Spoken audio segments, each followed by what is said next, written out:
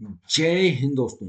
8th पे commission का fitment factor 2.86 चांद की मांग करने के बराबर है।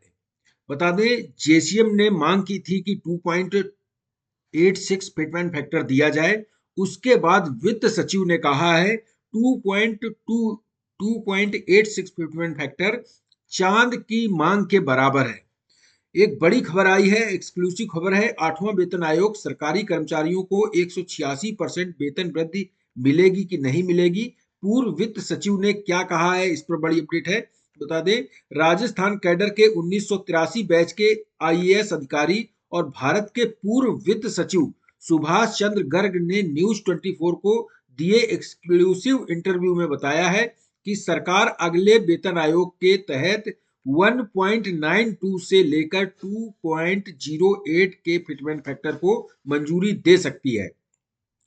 उन्होंने कहा है एनसीजेसीएम चांद मांग सकता है, यानी कि चांद मांग रहा है। उन्होंने 2.86 का फिटमेंट फैक्टर चांद मांग रहा है, जो असंभव है। यानी कि जो वित्त सचिव थे, पूर्व वित्त सचिव, उन्होंने कहा जेसीएम ने जो फिटमेंट फैक्टर 2.86 मांगा है वो चांद मांगने के बराबर है।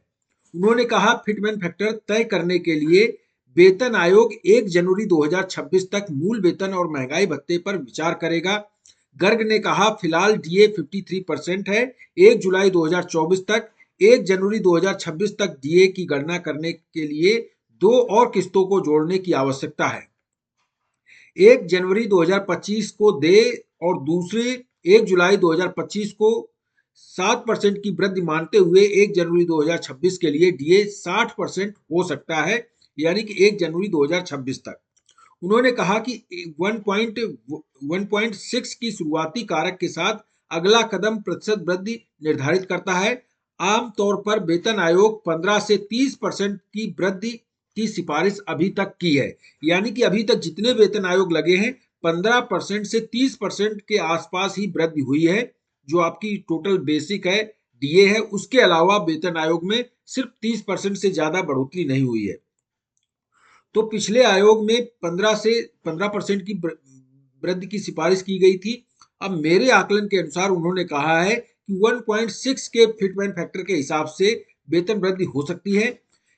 हाल ही में नेशनल काउंसिल कंसल्टेंसी एनसीजेसीएम के सचिव शिव गोपाल मिश्र ने कहा है कि नया वेतन आयोग कम से कम 2.86 के फिटमेंट फैक्टर पर विचार कर सकता है। इससे केंद्र सरकार के कर्मचारियों के वेतन में 186% की उल्लेखनीय वृद्धि हो सकती है। अगर सरकार इस फैक्टर को मंजूरी देती है तो न्यूनतम मूल वेतन 18,000 से बढ़कर 51,480 रुपए हो जाएगा। इसके अलावा पेंशन भोगियों की पेंशन 9,000 से बढ़कर 25,740 रुपए हो जाएगी।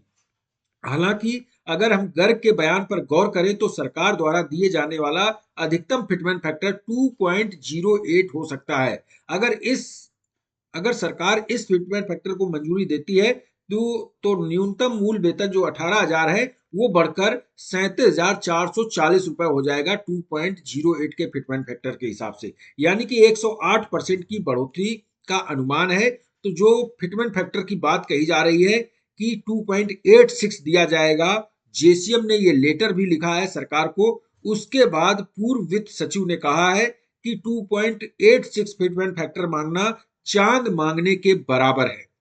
तो आप लोग कमेंट करें कि कितना फिटमेंट फैक्टर हो सकता है। अभी सिर्फ अनुमान लगाए जा रहे हैं और जो पूर्व वित्त सचिव ने कहा है उनकी बात भी गौर करने लायक है। Thank you. जय हिंद।